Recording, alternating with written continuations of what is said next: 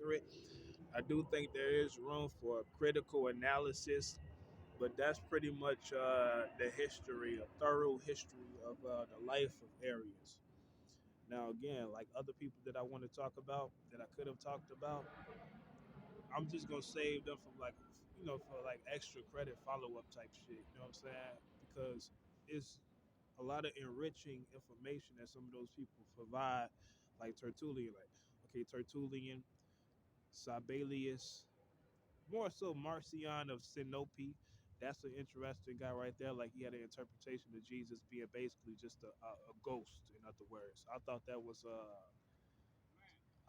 something that's interesting to check out. Also, like that view right there. Like when I first read about it, I'm like, man, I could kind of like I could see that point, although I don't really necessarily agree with him. Like, cause he went a little further. He was like, the Jesus of, or the God of Jesus, the God of the New Testament, is different from the God of the Old Testament. Like the God of the Old Testament seemed to be a little bit more.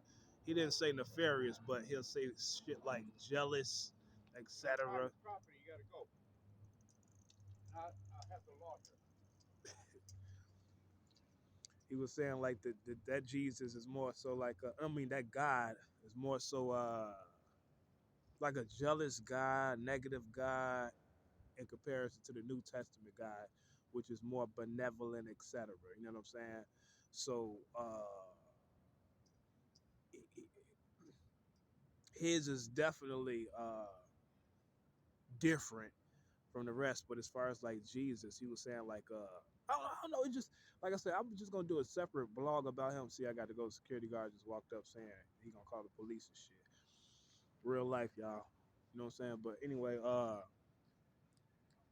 I could see his point as far as like Jesus being a ghost. I don't agree with it, just because other shit that I'm aware of. Again, going back to the metaphysics, because I'm not a closed-minded individual, and I'm not really just a complete materialist. Although I don't disregard materialism, I think it all could be explained.